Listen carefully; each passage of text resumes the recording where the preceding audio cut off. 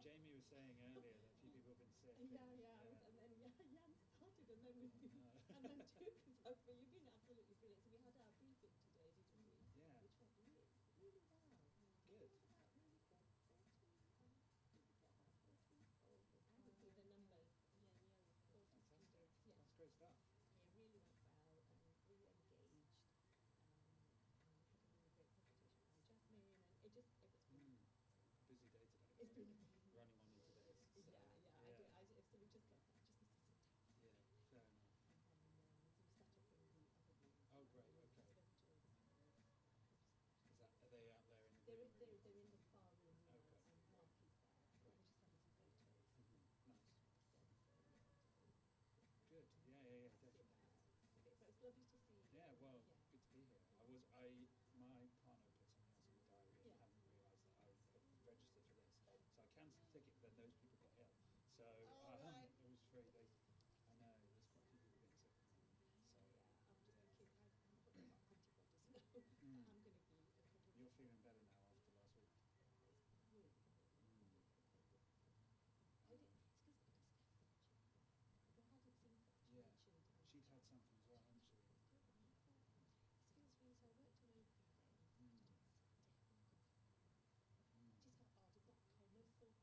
or anything, so I thought, let's take some rest. Nobody seems to.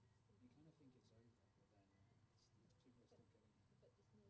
Yeah, exactly. So I just had enough time, but I start slowing now. Yeah. No sore throat, it's just my head. Is that what Tuka is as well? Oh, okay. Sure, different time. It's just I slept so much. Slept. And then it was Bali on the weekend. On Monday, yes. So we were having testing and then it's clear something good. Oh, good. Because I wouldn't go. Yeah, definitely. And then here we are. Great. We've got follow-up to do after today, tomorrow, and catch up with everything that's happening with the students. And then the session starts next Wednesday. So you're going to be working with us Mondays and Wednesdays? Yeah. Awesome. Great. It's great to meet you. It's really lovely. And couldn't have done without you today with your tech support. Panopto. Oh, okay. Yeah, Panopto's going to be a bit different nowadays. So, Between us we're over Panopto, but let's see what happens. I might re-record the presentation. We'll get there. Yeah. We'll do it. So is the spare room is just one of those ones down on the right side? No, so what you do is when you walk out, you go straight through all through the cafe. And is that where we go after this? Yeah. And you'll see as you walk in. No. I'm going to sit at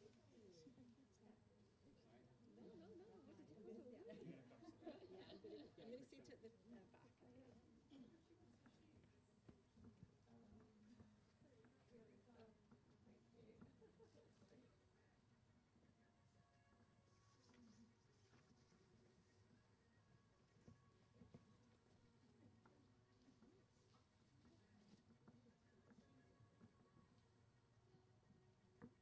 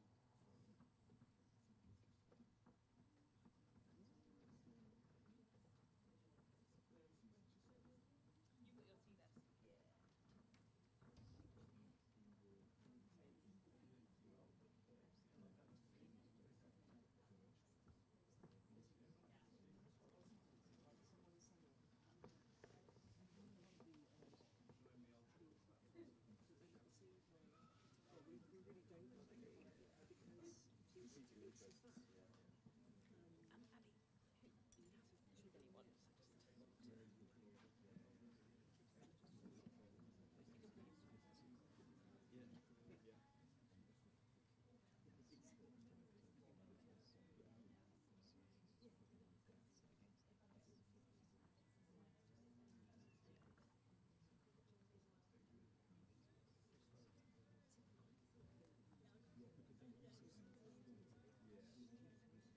Oh, don't go too far away.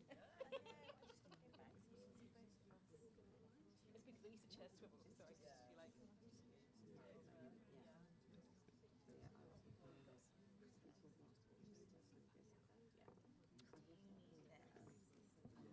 Oh, that's what that is. I didn't know what that was. Do you want someone in here to help questions?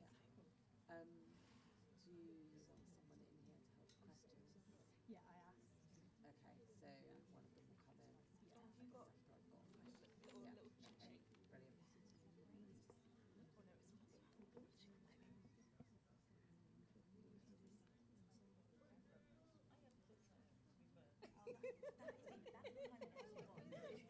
brilliant. Oh no, it's well, no, we got some variations. We got like a bit of a plan, and then just like we're gonna see off the cuff. Well, no, but you won't know. That's just as soon as you start talking, you'll just talk, but you're not gonna be like because nobody knows you better than yourself, right? Okay, well then. Oh, okay. Well, I would just go to somebody and say, you're ready to go, like that. Yeah, okay.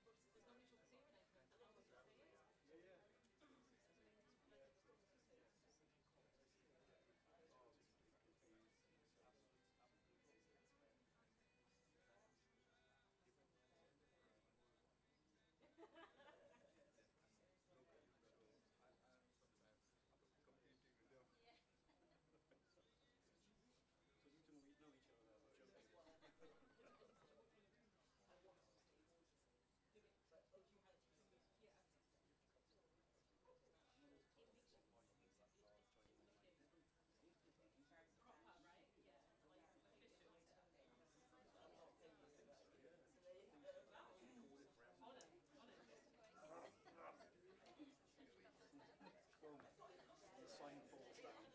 If we just let that happen, honestly, you watch the attendance go up then, I'll get going.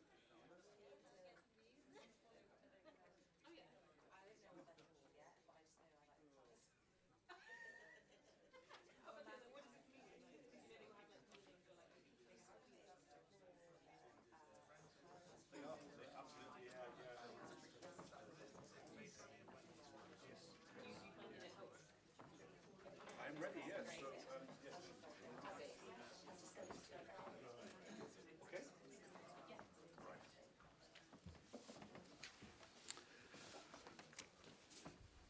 Well, good evening, everyone.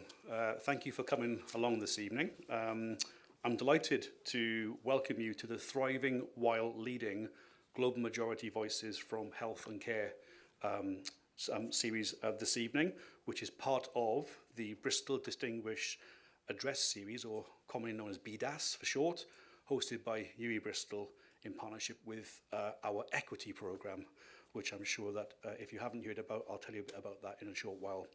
My name is Professor Mark Griffiths, and I'm the Pro-Vice Chancellor for Regional Partnerships, Engagement and Innovation. It's a long title, I'm trying to shorten it, at UWE Bristol. And I am delighted to be here tonight opening this event because it's positioned, I believe, at the intersection of our region's most urgent challenges and our deepest aspirations. In the South West and across the UK, health and care systems face rising demand, evolving workforce pressures, and persistent inequalities. But beyond difficulties, we're also seeing opportunities. The opportunity to re-image who leads, how they lead, and how positive change is made and, importantly, sustained. Tonight's panel does exactly that. We bring together voices drawn from creative practice, from community leadership, policy, and lived experience, all of whom illustrate and illuminate how leadership in health and care is shifting from a narrow, individual-centric model to something far more inclusive, co-productive, and rooted in identity and story. The format of this evening will be, following my introduction, I will pass over to Corinne, who I will introduce in a moment formally, and then there'll be a conversation. That conversation will last approximately an hour, 50 minutes to an hour, and then we will open up for some questions afterwards as well. And then there'll be some closing remarks. That's the format for this evening. And then afterwards, there's, I believe, a few refreshments in the space just past the main bar there. This evening, however, we will explore how leadership emerges from the lived experience of those who use it. How we work and live alongside the care system. How voices that have too often been marginalised become powerful agents of change. Identity matters. How leaders whose experiences reflect the global majority bring authenticity, insight, and yes, resilience into spaces that were never designed for them. Storytelling and representation are not mere add-ons, but the very language of transformation, how sharing voice and narrative can expose inequality, challenge norms, and open structural change. For UE as a civic institution and for the region that we serve, these themes are deeply aligned with our mission. Building partnerships, engaging with communities, and driving innovation require more than just new technologies, more than just new funding. They require new mindsets. They require that we expand who holds the power, how decisions are made, and how change is lived in our cities and, importantly, our neighbourhoods. So tonight, I invite you to listen deeply, reflect on what you may take for granted about leadership, particularly in the health and care space, ask bold questions, and consider how you influence health and care in your own context. Because thriving while leading is simply not about sustainability or maintaining the status quo. It's about stepping into new possibilities, grounded in equity, connection, and authenticity. UE Equity, as I mentioned earlier, is a positive action coaching program that we hold at UE Bristol for global majority students, providing personal and professional development opportunities. As part of these programs, there are speaker events linked to our Bristol Distinguished Address series. And last year's event, for example, was Crossing Generations with Dr. Edson Burton and guests. There are also targeted initiatives for our global majority students in the form of insight sessions, webinars, and for undergraduate students in the option to undertake coaching skills and sessions together with mentors.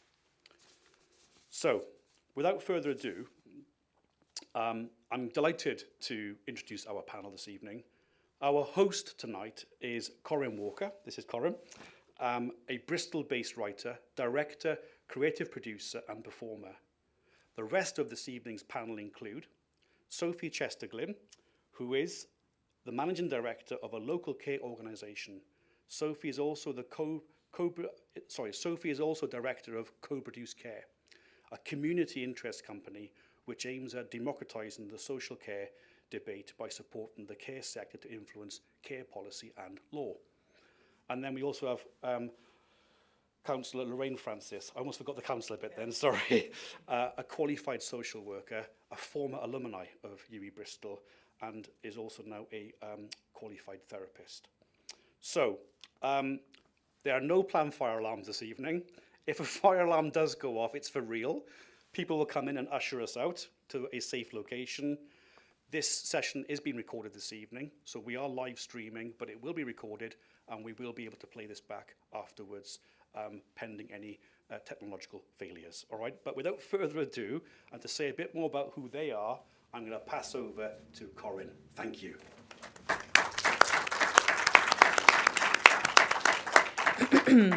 Thank you, Mark, for that introduction, and great to hear more about everything that UE is doing.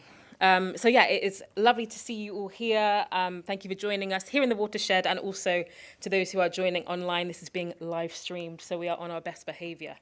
My name is Corinne Walker. I am a Bristol-based writer, director, producer, and performer. I make work that is across theatre and also film. And last year, I wrote, produced, and performed in a theatre show called The Fight Well Project, which was all about exploring Black women's experiences engaging with the healthcare system. This was a theatre project that was really close to my heart. I've been working on it for several years because I felt very strongly about how Black women's outcomes within the healthcare system are a lot poorer. And we have those statistics, yes, and there's a lot of talk about that. But what does it actually mean practically, and what is the impact on Black women? But I wanted to create a theatre show because that is my practice. I don't work in health. I'm a creative soul, and I thought, how can I use kind of like my tools to create something that hopefully can create a wider impact? So that's what myself and the team did. Tried to create a show which spoke about those issues, but did it in a way that actually it meant that the audience left with hope and feeling uplifted rather than the heaviness that topic can often attract. And I'm happy to speak about that project more in detail to anyone that wants to after this in Waterside 3 with the post-discussion refreshments, because I'm very passionate and really happy to talk about it. But it's not about me this evening. I am merely the host, the vehicle to ask the questions to these wonderful women. And I'm just really, really excited to hear what they've got to say, how you got started, your journeys, and hear your insights and just all the gems that I know that you're going to share. So if I could pass on to you both to introduce yourselves, just briefly, because we'll dive in a lot more into your journey as we go. Can I start with you? Yeah, of course. Can you all hear me okay? Great. So yeah, I'm Sophie Chester-Glynn, and I wear several different hats, as we all do. So my main one is I'm a director of a care company, care organisation, and we provide care for people with learning disabilities, mental health needs, and older people now. So across Bristol, North Somerset and South Gloucestershire, and I've been doing that for quite a few years. I started off with my mum. She was a psychiatric nurse, and so she started that off, and then I went and did the whole university thing, worked elsewhere, and then came to run the company with my then partner, now husband, when she got sick. And a few years ago I started Co-Produce Care, which is a non-profit, and really I just wanted to highlight issues that social care had. I felt really frustrated that not enough people understood what social care was, what it did, and how important it was to the whole health and care system. And also I was studying social care law, and I just thought there was a massive disconnect between what I was learning at university and what the workforce knew about their ability to change and influence law and policy. So that's what Co-Produce Care does. And then I've also joined different boards. So I'm trustee at the Care Workers Charity, and I also on the board of the independent advisory group to the social care workforce race equality programme. So yeah, a few different things that I'm up to. Thank you so much. Hi, good evening everyone. So my name is Lorraine Francis, and as was said earlier, I am a local councillor, and I've been a councillor now for 4 years. So I had 2 terms, 21, and then re-elected in 24. So that's my political arm. I am a social worker by trade. I'm still registered, and up until last year I was working as a mental health social worker in South Gloucestershire. In addition to that, I am now currently the chair of adult social care. So we have within the city a committee system, so I chair that particular committee. So it's all connected from my journey into social work, and now I am chairing the whole shebang, really. So that's a real privilege to be in that position. Yeah, and I guess as we go along, I'm also a sort of manic or avid, I don't know, manic socialist, not communist as somebody suggested the other day, and I'm often out on the picket line, but pushing back against the fascism, because that's what I do. So it's kind of like I've got many different hats, and they're all extreme, but but altogether it makes me one holistic person. So not everybody agrees with pushing back on being anti-racist, but it's extremely important to me. And yeah, it's interesting that you mentioned co-production, because Bristol have introduced a co-production policy so that we can be more aligned with the people drawing down on care. So it's a big thing, and we're the only local authority at the moment that's in the southwest definitely doing that. So yeah, that's me, a little bit me. Incredible women, right? Yes.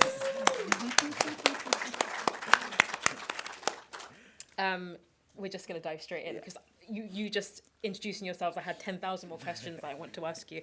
But let's start at the beginning, because you are both, working in several different areas.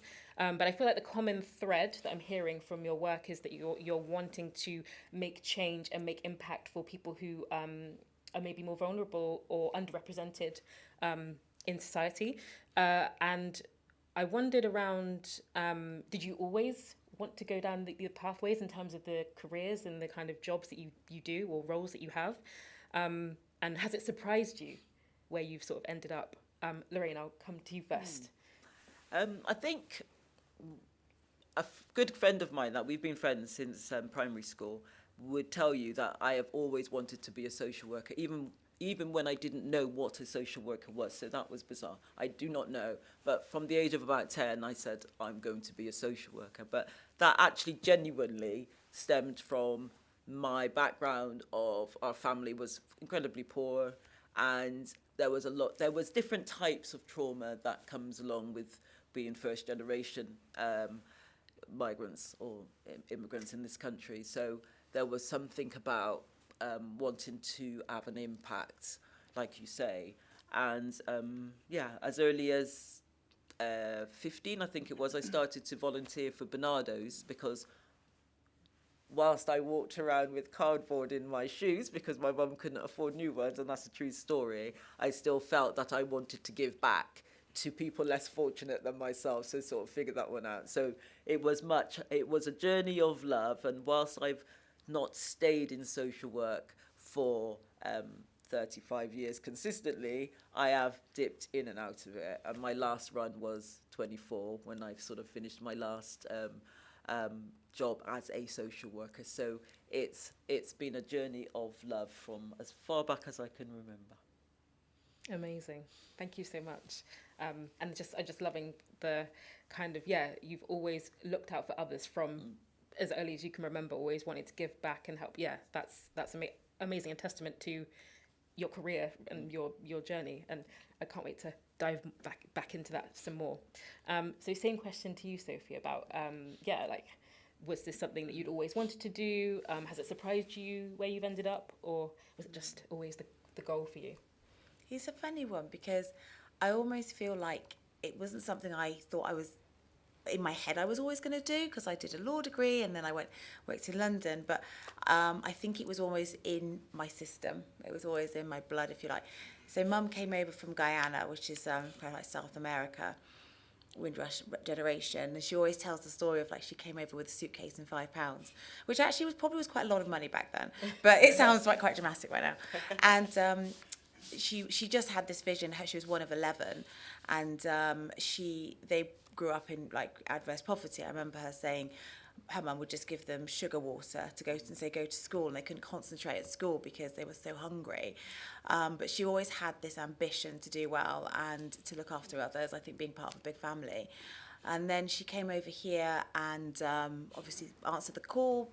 The country needed more nurses, and she came trained as a nurse, really, really very young. And then she wanted to specialise, so then she went into psychiatric nursing. And then from there, she just didn't like the big institutions and how they looked after people in mental health hospitals. And she just felt she could do it better in our home, effectively. So that's when she started doing something called adult placement schemes, and it's called Shared Lives now. So it's a bit like fostering in your own home, but adults with mental health needs. So I remember living with Dorothy, Mavis, Philip from the age of 3. I think we moved into our own house where we didn't have, it wasn't work basically, when I was like 12. But it just felt like family. Like for me, it wasn't weird. I was just with a big family, and I would help do the breakfast before going on the school bus. And then they were just always around, like it was fine. And then she did really well, and then moved on to turn that into a care home, a small one, and then we moved somewhere else and did the same. So even though I didn't grow up thinking, oh, this is what I want to do, I can't really imagine doing anything else. And I absolutely love it. And I think people that I work with who's maybe they've gone into other industries and they've come into social care, they love it because the atmosphere is all about love and support and getting people from a really dark place into society again and helping them live the lives that we probably take for granted. Just being able to go outside for some people is a massive achievement. And, we've been able to support people who have been sectioned to get married and buy a car and live in a flat and live independently. And just being able to do that for people, I think, is quite a thing. So I couldn't really imagine doing anything else. I love it. And then I've just had opportunities then to help others to, look at race inequality and consider the workforce and how they're sometimes undervalued. And that's really made me passionate to do more in that space. So yeah, it's kind of like it probably was always my path, but I never really realised that's what I was doing. I just carried on doing what I love. Yeah. Amazing. Well, yeah, you grew up with that kind of modelled Yeah. for you, so it kind of feels like, how could you not almost have gone down that pathway? That's great. I guess, because you touched on it a little bit there, about the inequalities that inherently exist within your work. And you, Sophie, touched on there about within the workforce especially. So it would be great to hear from you a bit more around, for your workforce, do the inequalities within care specifically, do they make an impact on your workforce, or how does that kind of make an impact on how you run your co-produced care and run like your caring organisations? Yeah, I think it really has, and it's from my involvement in the advisory group for the social care res, that I realised how bad things were, because sometimes when you're in your own organisation and you try the best, you think everyone's doing the same thing. So what the res does, and there's a NHS res, and then in 2021 the Department of Health and Social Care and the Department of Education decided to run a programme for social care, but only for local authorities. So I think they signed up like 23 local authorities to start with, and now they've got like 70 something local authorities, Bristol being one of them, who signed up to the social care res, and it monitors things like, who is going through disciplinaries, how many people are in like really good positions of leadership, and it sees where people are. And then once you've got that benchmark, you realise how much you have to do you realise where the inequalities are basically, and how much you've got to build on it. And some of the stuff that they brought out is like, so global majority staff, this is for like social care res across the country. So global majority staff are 46% less likely to be appointed from a shortlist than staff with a white ethnic background, and staff from global majority background are 48% less likely to be in senior management, and also we are 19% more likely to enter the formal disciplinary process. And I just think, when you've got those statistics, I think a lot of people suffer in silence. And then, so yeah, it did make me think about my own organisation, like what I need to do. And I was speaking to someone as I speak to staff and I take staff out for lunch, and we had to have these lunch and learn sessions, and I was speaking to one of our staff from India, and I said to her, how are you doing? She stepped up because we needed a manager, and the manager moved on, so she was doing a bit of that role. And she was amazing, really appreciated her. And I said, how when have you had a day off? And she said, oh no, I'm fine. I've just had a couple of days the other week. And I said, yeah, but when have you had a holiday? And she said, oh, I'm going to have one in Christmas. And I said, you really need to have one sooner than that. Like, people get into the grind set of just working really hard and just not giving themselves time to have a break. And I think that has to do some damage to your nervous system and your mental well-being. And I've seen, from other research, how sometimes you have global majority staff are always asked for extra shifts, always asked to do certain really hard tasks, and sometimes they're just so willing to do it and make a good impression that nobody's really properly checking in. So I think, what we've been doing is putting extra checks in, really almost forcing people to take time off, and coming together as an organisation with people from Global Majority in our staff team to say, how can we help you to have a better work-life balance? So there's a lot of things to do, but I think looking at the metrics, seeing who's going in higher positions, who's going through disciplinaries, who are you hiring, I think a lot of it starts with the data and connecting with people and their experiences, and then working from there. But it has to be at a high level. Mm-hmm. Yeah, and it's amazing because it's great to see you modelling that as a global majority leader, right? Because I think that's the thing. If you have that lived experience yourself, you are the people that these statistics are sort of referencing in terms of, your characteristics. This is why it's so important to have people at these levels, so that we can make that change. Everyone should be doing it, of course. But yeah, that's why it's just what you've said there, that this is a case study to why it's so important that we have people in these roles.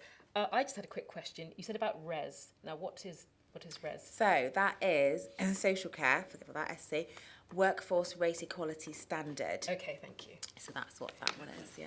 Great. Maybe everyone else knew that, but I didn't, so No. we're learning here. And for you, Lorraine, obviously you are working in you're doing a lot of work in social work, but also in politics.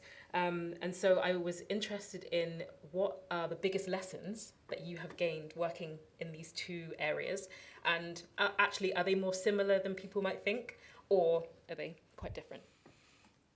Politics and social work, are they similar, different, or the same thing?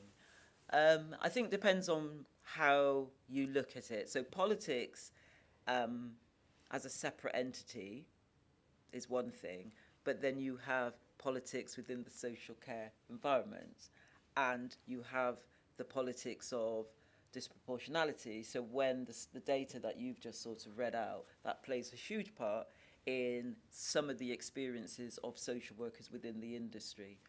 And there is a question as to whether there is a politically motivated outcome from people from global majorities in regards to 90%, 60% of people from global majority backgrounds who may actually be disciplined or enter the first stages of disciplinary.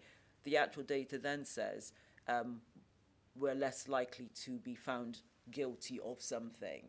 So you actually get pushed into a disciplinary much quicker, but you actually then found innocent. But by then you've totally disintegrated because you can't function any longer, and you've been stripped of your dignity. You've been stripped of all your sort of pride in what you do. So it's a knock-on effect. So you could look at it politically. Is it politically motivated? Is there something hidden? But my approach to both being a politician and being a social worker is pretty much the same, in that I focus on justice, and I want, in the political realm, I stood up to that position as standing as a parliamentary candidate 10 years ago, and the reason I did that wasn't because I had an expectation of winning, because there was no funding, but it was more just to raise the profile of me as a black woman entering politics in Bristol. So when I'm a social worker, I still see myself as being representative of people from all walks of life, from being a woman and also being from the global majority background and being Bristolian and etc. So we can just keep adding on to that. And I think my experiences of injustice as a practitioner was very, very much based around having a situation where I had to challenge the system about how people like myself was being trained or developed to elevate oneself, and that not happening. And then that became a huge issue for me and the local authority. So when I went back to the local authority as chair of adult social care, it was kind of like, oh, I'm back. I'm back, and I'm back in such a way that I can now make a difference. And that's what my political head in my role as adult social care is very much about.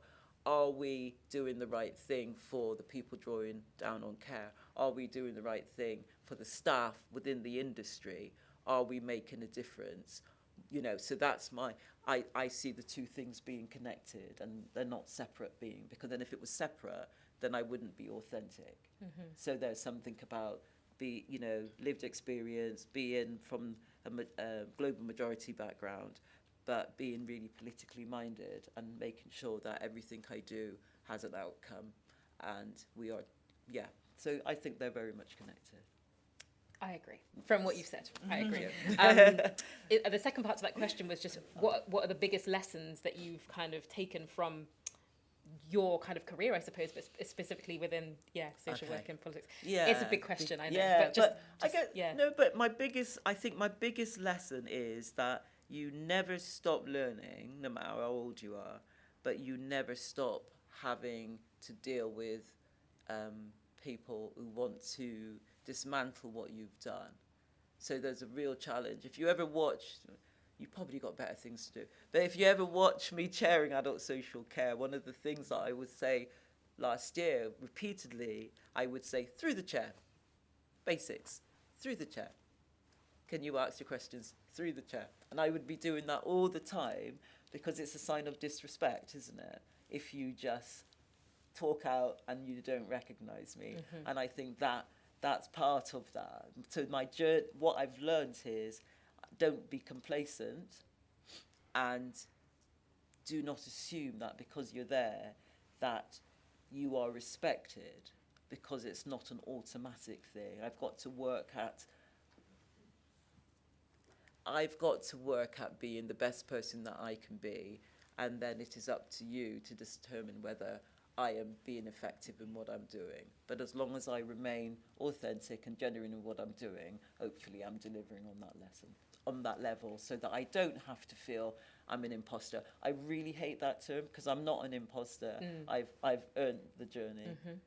Yeah, definitely. Can I just add something there? Only because one of the things that really frustrated me was the fact that I literally wasn't being heard in meetings. So it's a similar sort of thing, but these were like online. So I remember, and it was totally different, because I was a governor on for SGS and other things. So I knew it wasn't like an organisational problem of an organisation. It was like people not recognising my voice. And I'd suggest something on the call, and then there'd be tumbleweed, like no, nothing. And then I'd be looking at, am I on mute? But I've been talking for a while, no one said anything. And then about 15 minutes into it, I remember for one instance, it was a white woman who said exactly the same thing as me, but slightly just in her own words. And the chair was like, oh, that's a really good idea. Can we put that as an action point for next time? And I was like, okay, maybe that's just me. And then I was in a face-to-face meeting, and I made another suggestion, and it was around equality and stuff. And everyone just went, And then the CEO then made the suggestion like 10 minutes later, and then everyone was like, yeah, that's a really good idea, well done, we'll put that down. And the frustration, it's just like I'm literally not valued as having a voice, even though I'm in a place where I can use that voice, and I've got 4 degrees, and I've got stuff going on, but I'm still not being heard. But I think that's just made me like you said, you're just adamant that I will be respected in this space. I will say, hold on again, that's exactly what I said earlier. And it's just having that confidence to go back, because it's a real thing where people just do not hear your voice. It's crazy. So how do you, I mean, you did say a little bit there, but for both of you, how do you, because it's the frustration and the rage, right, of like, there's so much there as to why you're not being heard, and none of it's good, right, the reasons behind it. So how do you kind of tackle that, or like how do you manage those emotions and like channel it positively? Because it would be very easy to go, you know what, I'm out. Like, how do you kind of use that to keep going, or what are your tools?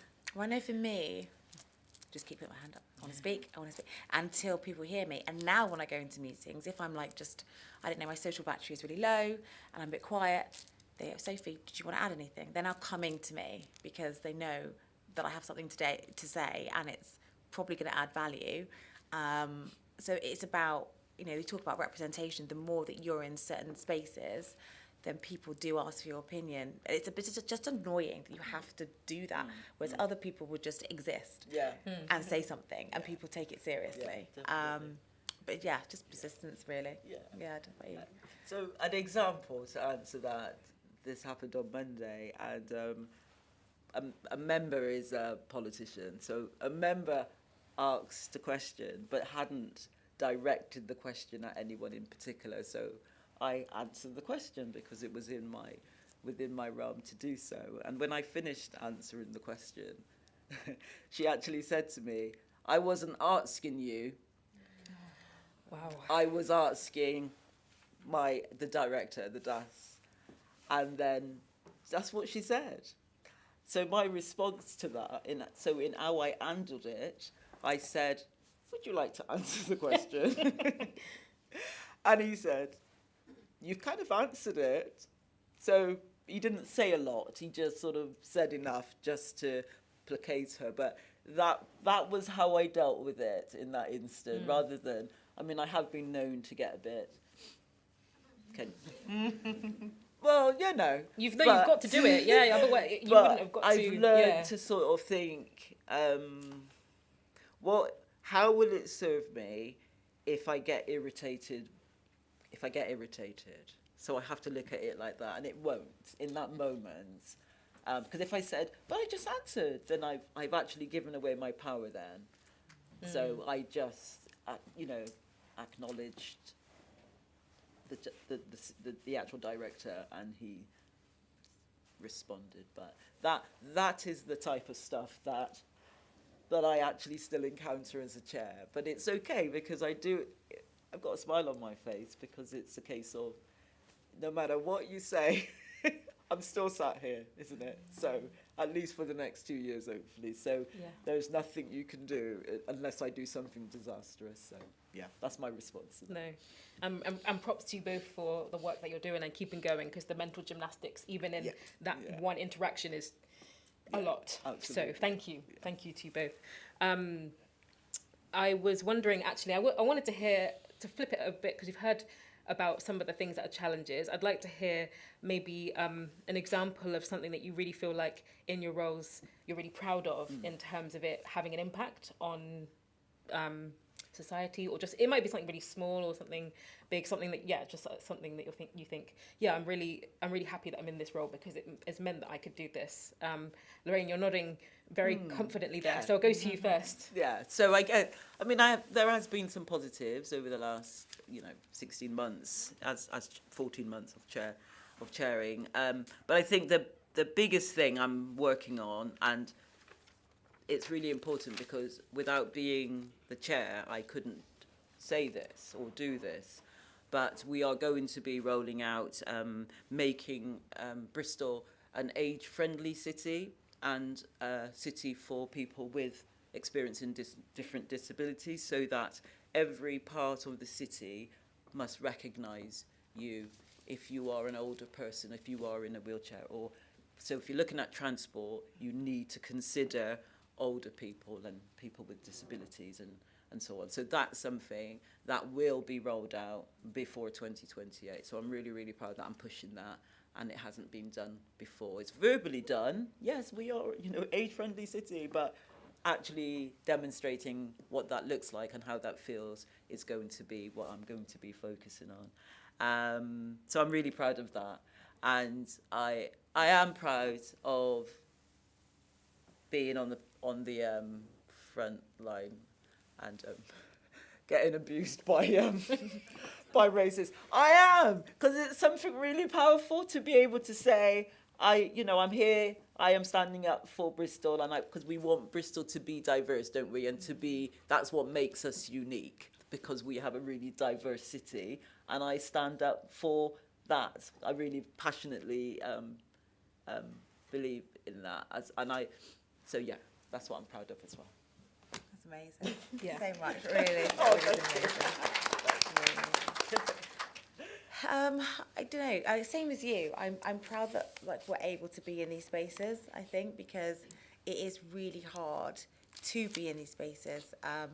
And to your point earlier about how do you navigate it, I mustn't leave out the importance of allyship, because when you're doing it on your own, it can just feel so not just lonely but frustrating. I remember being in a board meeting and I'd said something specific. I really was passionate about getting this strategy, this DIB strategy, and I just felt like I was really selling it and getting tumbleweed. And then somebody else came, just a white woman who's also on the board, wasn't happy that everyone dismissed it, and she literally said, "No, I just want to support Sophie and what she said. This is what she's trying to get across. Can we please just address this?" And she should have had to say that, but I think the awkwardness of her having to say that, that put everything to bed. Do you know what I mean? And then that helped going forward. As long as that she was also in that room, she wasn't going to allow what I've just said to just be swept under the carpet. But yeah, no, so one of the things that we do at Co-Produce Care, we try and get the voices of care workers to policymakers. So we'll do reports if there's anything that they're going out for information for the sector. We will go to our network, and we've done that with bits of mental health law that's gone for consultation, and we will talk to people and say, how are you using the code of practice, for example, and then we'll feed that back. And we've also responded to the Health and Social Care Select Committee. They've had some reports, and there's been an APPG, and they're asking about professionalising the social care workforce. And it's just really good to get those lived experiences to policymakers, because I think sometimes they really struggle to know where they should be going with things because they're just not connected, and there's not always the time or the space for everyone working in care to respond to a lengthy consultation. So I do love that part of work that we do. But also at a local level, I always try to mentor or coach somebody. So I've worked with Bristol, or the Black Southwest Network, and sometimes they're looking for somebody to give a talk to people who want to start up a care organisation, a local one. And so I do those every year when they reach out. And there's just so much passion in the city. It's amazing. And then I also mentored a lady whose son had autism, and she realised, she's from the Somali community, and she realised that actually there was a cultural issue with people in her community not really accepting autism or really understanding how they can get help, just thinking they just needed to deal with it. And because of her experience, she was like, I'm going to start an agency with people from my community that can support people in my community whose children or young people might have autism. I mean, she really didn't need my mentoring, but it was amazing to support her and say, this is where you go, this is how you navigate the CQC, what documents do you need. So that was amazing. I loved doing that. And then Bristol Works ran a scheme where a career coach, so you could go into schools and be a career coach for 5 years to a young person in care. And so it was good to work with young people, and I helped my young person get work experience at an accountancy firm, and just doing things like that. I love doing that. Yeah. Amazing. I'm just going to remind everyone that we will be opening up to audience questions in a few minutes. So if you've got any questions, do start to think of those now. Just giving you a bit of a warning.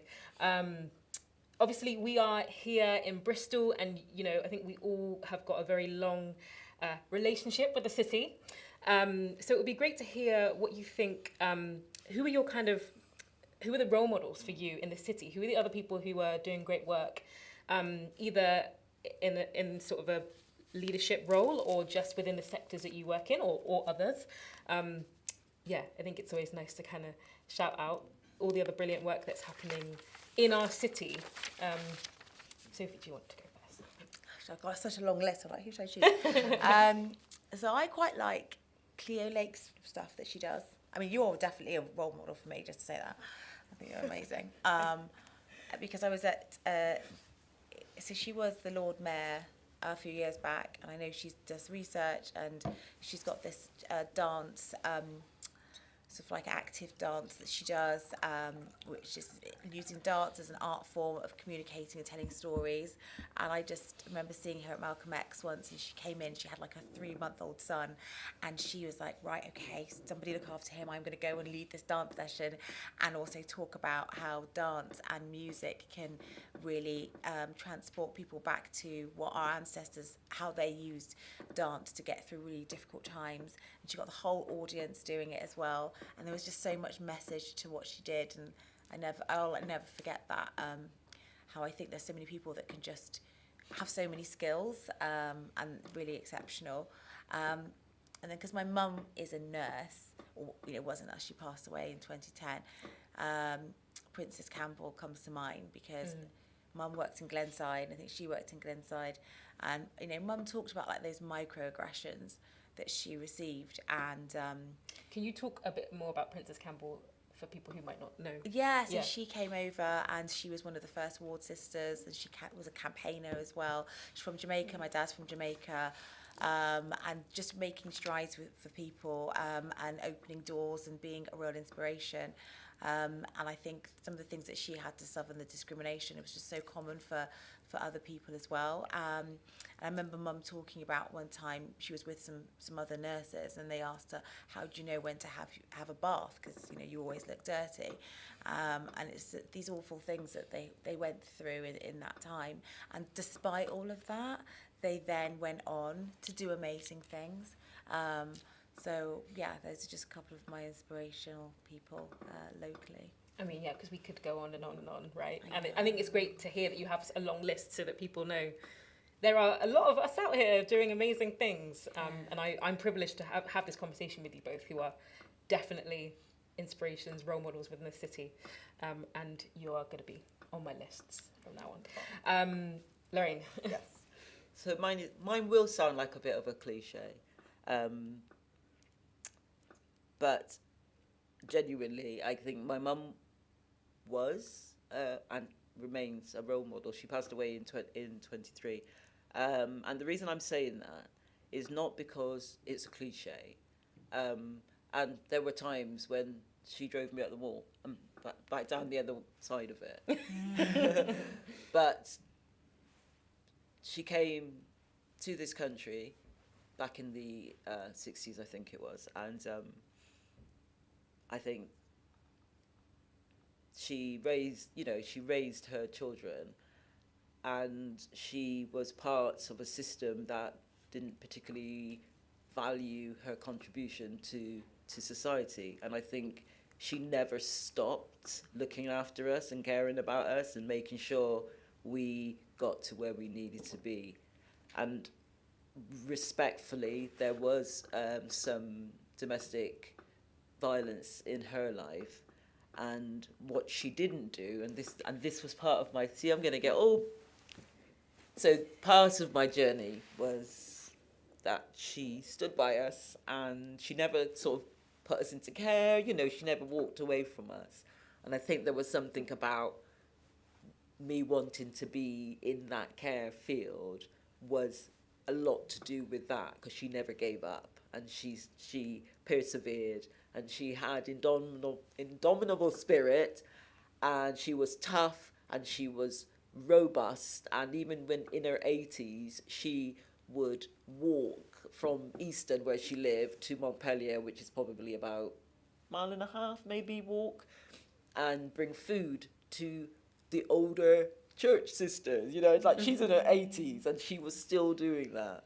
And so there was something about her from childhood right through to her end of life where she was always feeding somebody. And if you ever went to my mum's house, even when she ended up in a care home very briefly before she passed away, she would say to you, "Do you want an orange?" Do you know what I mean? She was always offering you food, and even though her memory had gone, she would say, "Do you want something to eat?" Because that was how she was. So she really is inspiring. And I think the reason I'm also saying that is because I think sometimes we forget that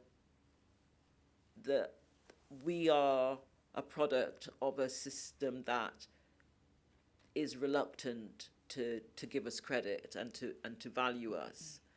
So we have parents that make a huge contribution, and I think sometimes we forget how much of a role they play in our lives. And it's all races. It's not just the black community.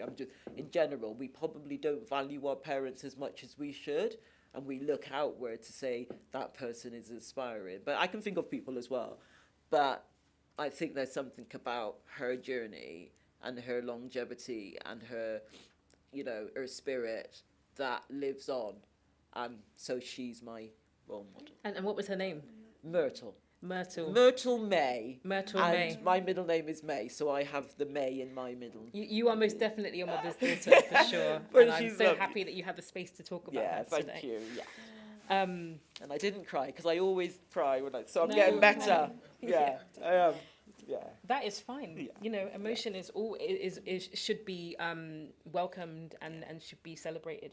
I feel like as leaders as well, showing emotion is so healthy and we need to normalize this more. Absolutely. So you do your thing.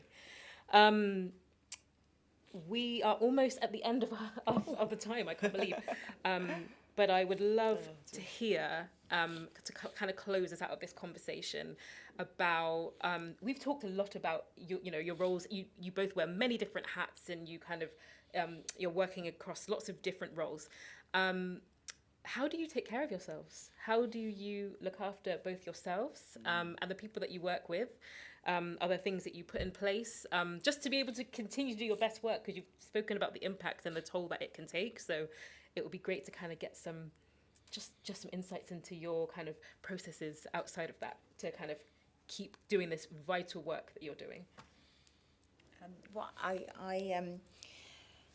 It's been a lot the last few years, and obviously Mum died when I was really young, and then my stepdad died a few years ago, then my dad died a couple of years ago. It was just like, do I attract death? And they were all really traumatic passings as well. I really struggled to get over my dad's, and then it's literally like I woke up on the 1st of January this year and I was like, I need to switch things around. And then you realise that you need to stop giving so much to everyone around you, and you need to think about what is it that I need to make sure my mental health doesn't collapse. And then kind of seeing what I needed for myself, which was, I recently read a book by James Clear called Atomic Habits. And it's about putting in place ways that you don't give yourself excuses to turn up for yourself. And, I had 3 kids, 3 C-sections, the body was falling apart. And I was just like, that is not okay, because that's not what I want. So I was just like, right, go to the gym. And, I read that book. It's talking about habit stacking, and making sure I've got a plan, making it easy for myself, and then just putting yourself first, which is what I'm trying to say to people, especially in the care sphere. Like, you need to look after yourself. So really doing that and just reaching out to your support system. So every time I see a member of staff and they're like, oh, I've got this to do, I've got that, especially the managers, I say, well, let's just take stock. Who have we got around us? Who have we got in the office? Who can do this? Who can do that? Does that really need to be done right now? Can we just say, well, we're going to postpone that audit till a bit later? And just helping people know it's not all on your shoulders. You've literally got a whole team there. You need to use it, and being really strict. And I'm still working on that culture of, having to turn up and do everything for everyone. And that was another thing that I had when I was speaking to someone. I was like, when you do switch off, do you have the company phone? And she was like, no. Well, I do have a company phone, but I leave that, and then I give people my personal phone, so if they need me, then they can ring me. And I said, yeah, but you're off. I said, you need to stop that, block people from work, because there's a whole team that I've built to do that stuff when you're off. Yeah. And she was getting itchy. She's like, yeah, but I just want to be there for people. I was like, no, I need you. You need you. Your body needs you to switch off. So just, leave the phone at home, block work. We'll sort things out, and then go from there. But you have to, as a leader, I think, be really intentional about telling people, because this grind set sort of thing that people get into, especially after the pandemic, when social care was really left to just fend for yourself, people are still in that that fight mode.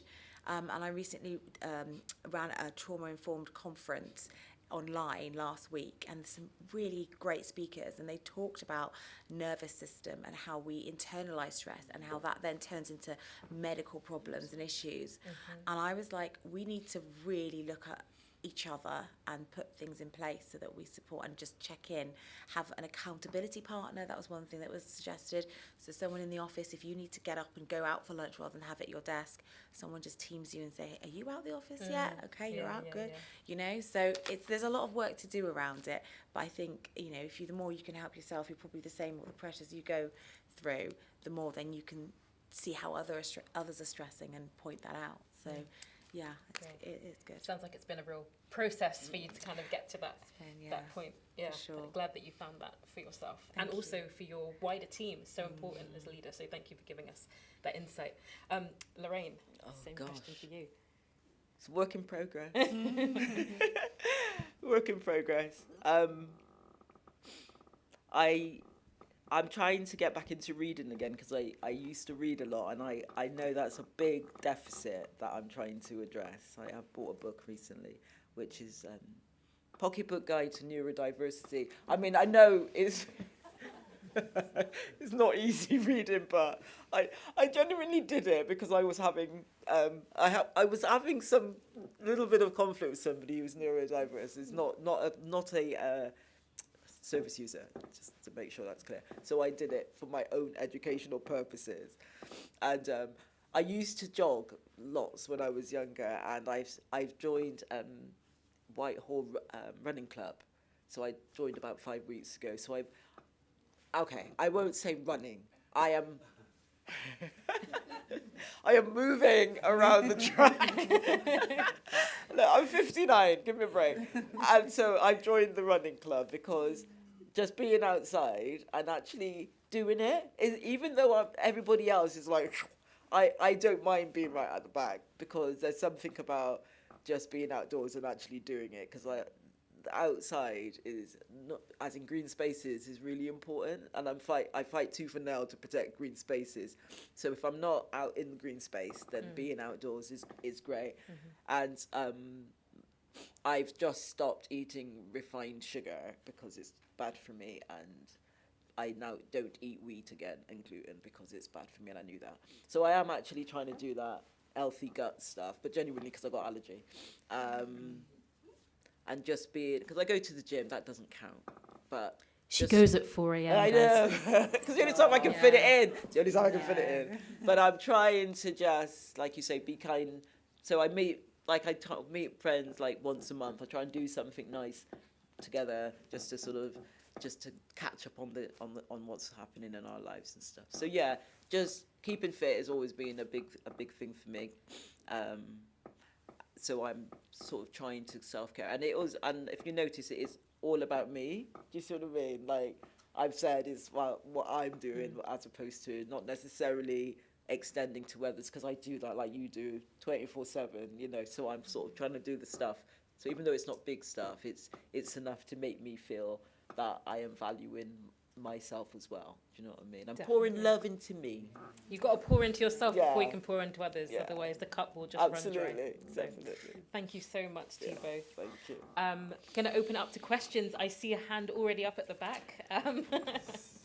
So yeah, we'll just wait for the mic so that everyone can hear and online can hear as well.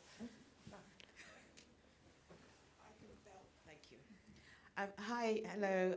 Thank you both. You're both inspirational, and Lorraine, I've been in close proximity with you for some time now with the Green Party, and I totally admire your resilience through the years, and putting yourself forward to represent others, and that's amazing. So my question is kind of two in one, which is as you're both paving the way and what you're doing in Carbon and the experiences and the hurdles that you're still coming up against, what are your thoughts for the younger generation coming through, and or maybe what tips would you offer?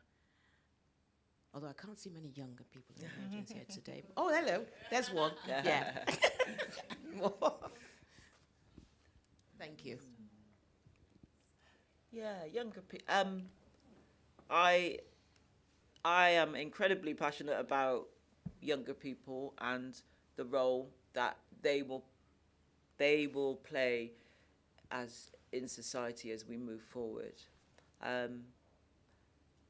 I work part-time in a school as well, because I'm actually a therapist as well. So, and the reason I gave up my job working for Avon and Wiltshire Mental Health Partnership was to enable me to do what I like doing, which is to inspire younger people. And it might not sound like it's inspiring young people, but I can assure you that being in that school environment and seeing young people who may not necessarily have as much as they need, just being a role model there. So even when I'm not being a therapist, I'm actually always reaching out to the young people in the corridors and just being nice to them.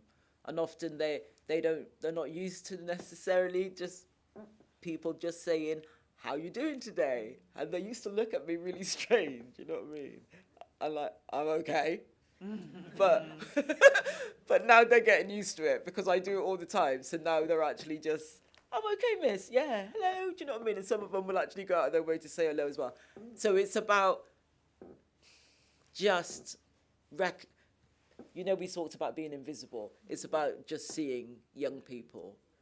And one of the other things I'm doing as a politician, what I'm trying to do locally is I'm trying to raise money for a youth facility, because we don't have one in where I am for the young people. And there's a lot of young white boys who are just wandering around, not doing much. And I think that they have been a forgotten generation of young boys. So one of the things I want to do, and I'm working quite closely with a local business on the high street and another youth organisation to sort of raise money so that we can actually have a mobile youth bus in the ward so that young people can be part of that. And I've raised £500 so far, which is just a contribution to the overall pot of money that we need. So they're incredibly important, and they're one of my targets to between now and 28, so that we have a facility that's up and running, because we need to inspire young people as well. And one final thing is, when I've been out on the I keep calling it the front line, but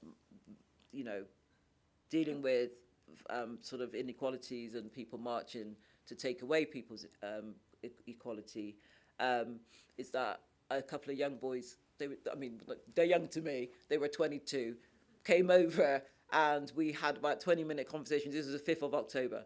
We had a really good conversation because they were saying, "What's all this about? All the migrants coming over and stuff like that." But the fact that we were able to actually converse, I think we developed a shared understanding in that moment. And I think what they will do is they will remember the conversation. So whilst I was less tolerant to some, whenever I see the younger ones, I will reach out to them and have a conversation. So that communication and that kind of pouring into them is incredibly important. Gosh, it's wonderful. I feel like I want to clap you.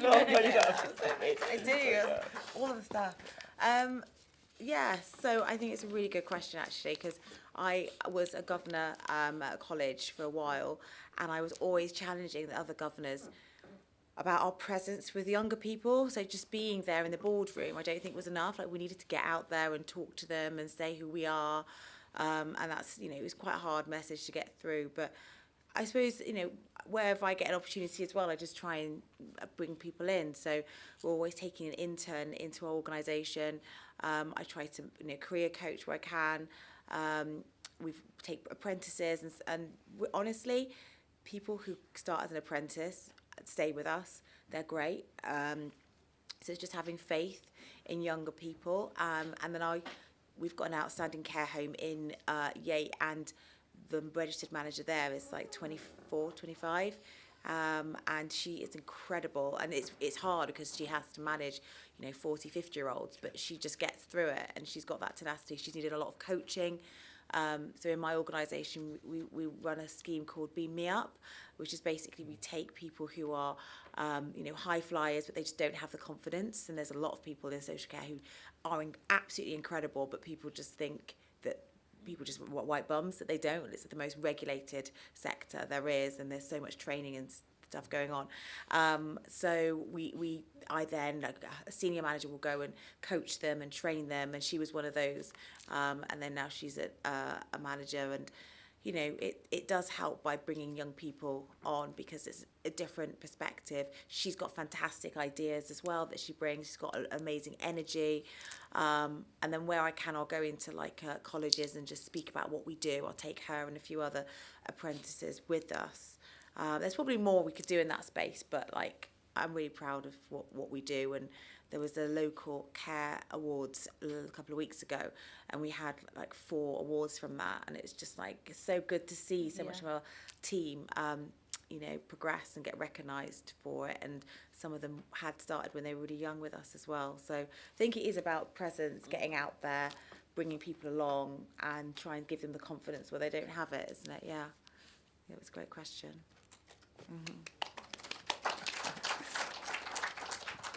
I have a question that's come in online that I'll love to ask, which is, with AI moving at pace within the healthcare sector, how do you envision the impact this would have on our global majority community and colleagues? I know that it's going to be different because you're obviously coming at it from different angles. You might have seen the impact already. Who would like to take this? Oh, God. I'm a bit Big contentious question. about AI. I Go think for it's it. much to do about nothing. I mean, it's like when we went from phones to mobiles kind of thing. It just makes us better and more efficient at what we do. There's a lot of money there's a lot of tech companies trying to extract a lot of money from the government at the moment in health and social care, saying that they're going to reduce costs and do, basically they're the panacea for all problems everywhere, and I'm just not seeing it. At the end of the day, it's a person-to-person relationship you need to have. A few things might be good. It's not at a stage that it's going to replace workers. It's just going to make us more efficient. I've not seen anything particularly worrying in my sphere for global majority staff. I've seen our global majority staff absolutely love it and take to it very quickly, and being really responsive to it. Less resistant actually than some others. I think it's just some of the imaging work that you actually are doing in terms of if you have AI using imagery, whether it's with presentations or understanding certain medical conditions, because some bits of kit are starting to do that rather than having to get a diagnosis, go to the GP or pharmacy, making sure that they do represent what the problem looks like on different colour skins. So that we can better understand how we're diagnosing people or how we're giving information to health services. And that's from a social care perspective. But I don't know what you might think. So this is really interesting. Just before I came out, I have somebody that does my diary. It sounds really posh than it is, but she said, Lorraine, have you not answered that email about AI? Because they need to be able to put a disclaimer on your email. And I was going, but I don't want to do it. And she was going, but you've got to learn how to use AI. So that's pretty much the answer. Are you just keeping a healthy distance from AI while you can? I'm just sort of like you said, it's either this or it's that. What's happening with the phones? Are they going from, your landline's going from one thing to another, and it's just let me just get on with the day-to-day stuff and let somebody else worry about AI. Yeah. I don't really. So AI I hasn't know- made your life any easier yet. It's not. They say it will help social workers. We've got nurse in front of us. It'll make your casework easier, or writing up your notes. But I'm just looking at you. Yeah, I don't know if you. Oh, sorry. Sorry, it's not you. She's at the back. There's a nurse in here somewhere. They said it can make. Sorry, I can't see her. Oh, she's at the back there. Oh, okay. So it's meant to make your make you write your notes more efficiently. That's what they say. But Okay. time will Fine. tell. So Time they're will not tell. trialing it for bigger things, but it's more about your casework, so that you can get on with talking to people, and then it'll synthesize it. Who knows? Time will tell. Watch this space. Indeed, indeed. A question over at the back there. Hi. Great, thanks. And yeah, fantastic event, and yeah, inspirational, fantastic work that you're all doing. I got a question, if I could articulate it, about, I guess, the expanded roles within social care. For example, I work at UWE, but I'm also connected with Bempska and Bath, the Bath Ethnic Minority Senior Citizens Association, based at Fairfield House, where Haile Selassie lived. And it's very clear when working with elders or younger people in need, there's also like advocacy work that can go along with that, and other needs that these individuals may have that might fall outside of the remit of the organisation as such, but then you start advocating. So I just wondered about, what your experience of that is, or that role, is that built into your services? We've had situations where our elders have been in hospital, then they've had different situations, they might have faced racism, or, their needs just weren't met for. But the person that they feel safe to talk about that and to advocate on their behalf are people from Bempska who are working with them, that people from the community. So don't know what the question is, but if you've got reflections on that, and also I guess the extra work that gives you organisations that other organisations that are not catering for global maturity service users might not face. So I guess that extra stretch on capacity. Yeah, I guess. I don't know if you remember me saying earlier that one of the things I'm focusing on is getting Bristol to be to recognise older people with disabilities, and that will, for me, definitely require us to consider all of what you said. It's about how we connect people to their communities and make it fair, and make sure that adult social care, which is usually about funding care, as you know, is funding for people that need care and support in their homes or in different settings. But we also have within the community voluntary sectors many voluntary sector organisations that do a lot of work. Like you mentioned, I've forgotten her name. Dolores, for example.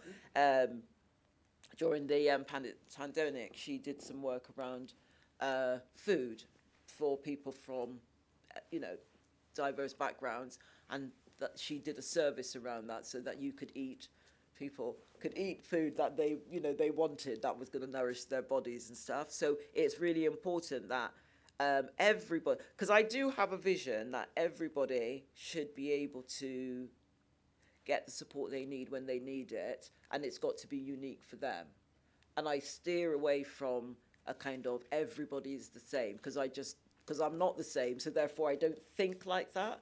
So therefore, if we have individualized services, no matter what that looks like, then we are going to be, hopefully, addressing the needs of everybody. And advocacy is a really big issue for us at the moment, because people need to have advocates, especially if they don't have a network around them. So I know that at the Rose Green Cricket Ground, for example, on a Thursday, they have a service for the elderly, and one of the gentlemen he's 100 years old, 99, and he goes every Thursday and he plays dominoes with everybody that's there from this same cultural background, and they give them support in that space. And I think that's the kind of things that we can be advocating for. So I don't know if it answers your question, but that's the direction of travel. Sorry. Yeah, I mean, what we try to do in our services, if we have somebody of certain background, then we will try and match them with like care workers from that background as well. So that just helps with like food. If we had like someone was reporting from Jamaica, we will then also put someone, you know, one of our other staff who also got Jamaican heritage, because the food is different, the hair is different. There's so much that's to people to learn. So where we can, we match people. And where most of the time we can match people, so it's okay. But I think if we weren't able to, then we would be looking at making sure that staff are well aware of how to care for that person, and putting support and training and guidance in place to make sure that that person's needs are met. And it's simple things like making sure the skin is moisturised more regularly and understanding when that isn't happening. So that's worked really well for us. And then you can, because you do, as in social care, you spend so much time with people when you're in front of like social workers. Sometimes the social workers rely on you as a care worker to really tell that person's story if they're not able to tell it themselves. So staff really need to be like capable with that. So I think it's being intentional with the staff and their training before you actually get somebody into a service. So that's been really helpful. And yeah, no, we've worked with other groups. We've worked with Andalorus, the Black Carers Network, and Bristol Black Carers, and yeah, just having partnerships with people to see where are the needs and where can we support people and where can we signpost people and get learning. I think that's really, really important. Yeah. Do we have time for any more questions? No. Okay. Well, we are in a moment going to head into Waterside 3, so you can join us there and ask this brilliant panel any other questions you might have. But please join me in thanking Councillor Lorraine Francis and Sophie Costigan.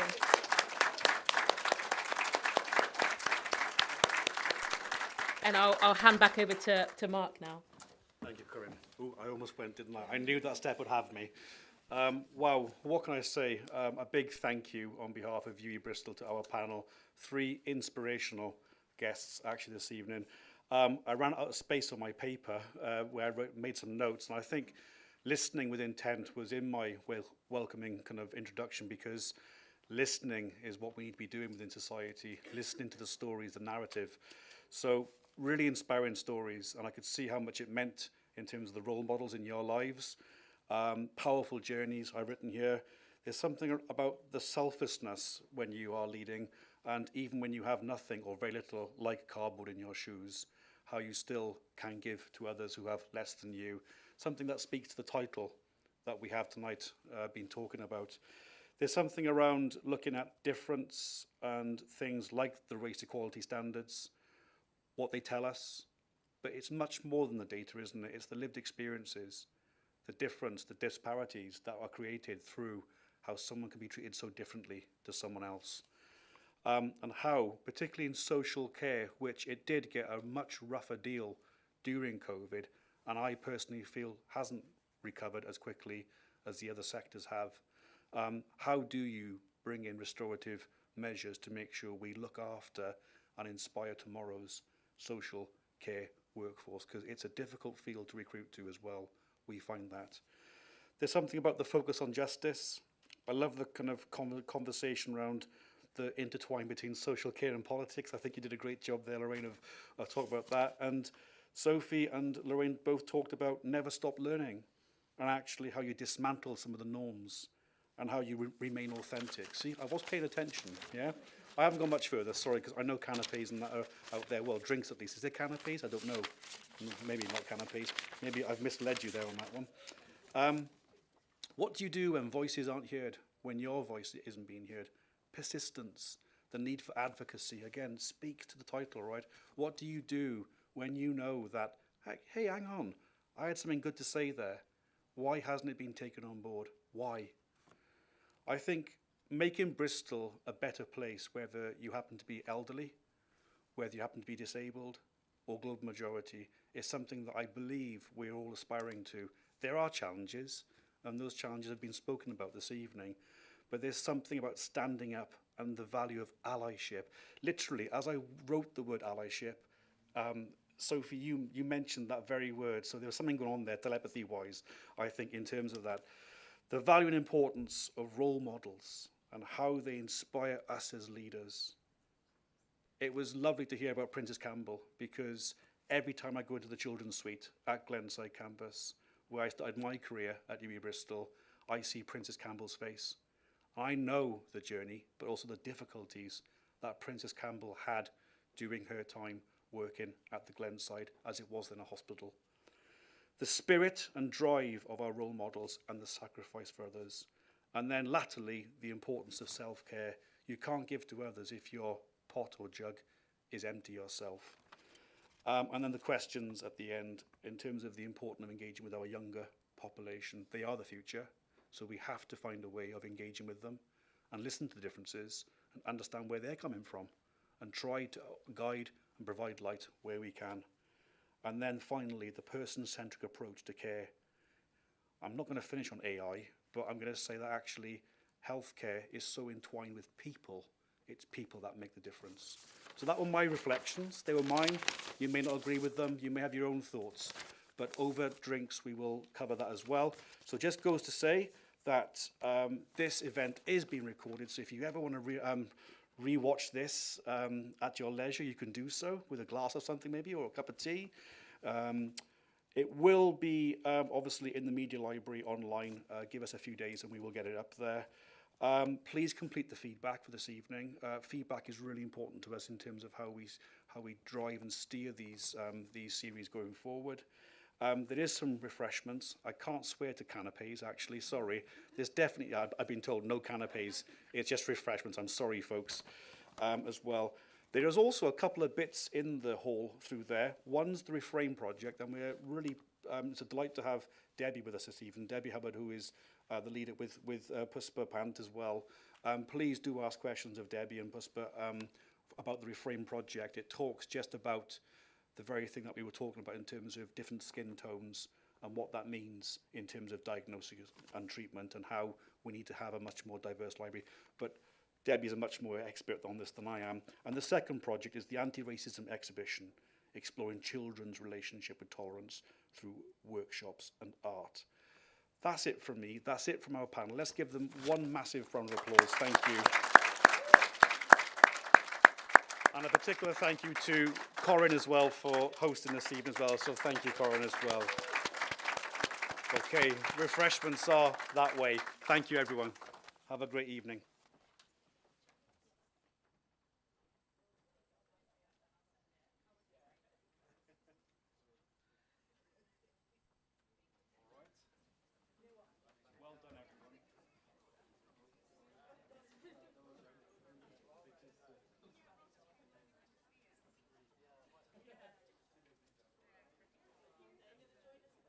I didn't want to